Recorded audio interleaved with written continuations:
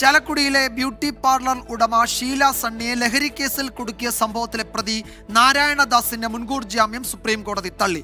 കോടതിയിൽ നിന്ന് ഒരു സഹതാപവും നാരായണദാസ് പ്രതീക്ഷിക്കേണ്ട എന്ന് സുപ്രീം കോടതി വ്യക്തമാക്കി. സൂരജ് സജി വിവരങ്ങൾ നൽകും തൃശ്ശൂരിൽ നിന്നും. സൂരജ്, ഈ കേസിൽ നേരത്തെ ഇയാളുടെ മുൻകൂർ ജാമ്യാപേക്ഷ മറ്റു കോടതികൾ, ഹൈക്കോടതി ഉൾപ്പെടെ തള്ളിയതാണ്. ഇപ്പോൾ സുപ്രീം കോടതി പറഞ്ഞതുപോലെ ഒരു സഹതാപവും ഈ കേസിൽ ഈ പ്രതി അർഹിക്കുന്നില്ല എന്ന് കോടതി തന്നെ വ്യക്തമാക്കിയിരിക്കുകയാണ്. ഒന്നുകിൽ കീഴടങ്ങുക, അല്ലെങ്കിൽ പോലീസ് അറസ്റ്റ് ചെയ്യുക. ഈ രണ്ട് വഴിയിലേക്ക് കാര്യങ്ങൾ എത്തിയിട്ടുണ്ടല്ലോ അല്ലേ?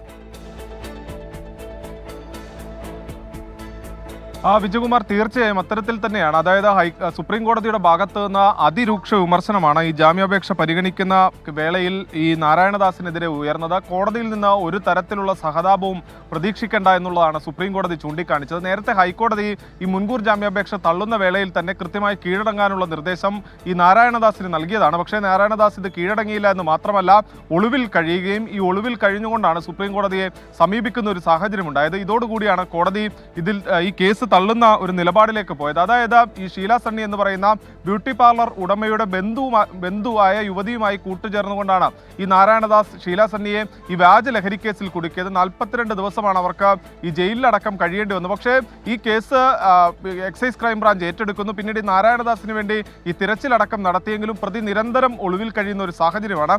ഇപ്പോൾ ഈ സുപ്രീം കോടതി കൂടി മുൻകൂർ ജാമ്യാപേക്ഷ തള്ളിയ പശ്ചാത്തലത്തിൽ ഒന്നുകിൽ കീഴടങ്ങുക, അല്ലെങ്കിൽ പോലീസ് ഇനി നാരായണദാസിനെ അറസ്റ്റ് ചെയ്യുക എന്നത് മാത്രമാണ് ഇനി മുന്നിലുള്ളത്. വിജയകുമാർ, വെറുതെ തള്ളുക മാത്രമല്ല, കോടതിയിൽ നിന്ന് ഒരു സഹതാപവും നാരായണദാസ് പ്രതീക്ഷിക്കേണ്ട എന്നതുൾപ്പെടെ വലിയ വിമർശനങ്ങളോടെ തന്നെയാണ് കോടതി ഈ മുൻകൂർ ജാമ്യാപേക്ഷ നിരാകരിച്ചത്. സൂരജ് സജിയാണ് വിവരങ്ങൾ നൽകിയത്.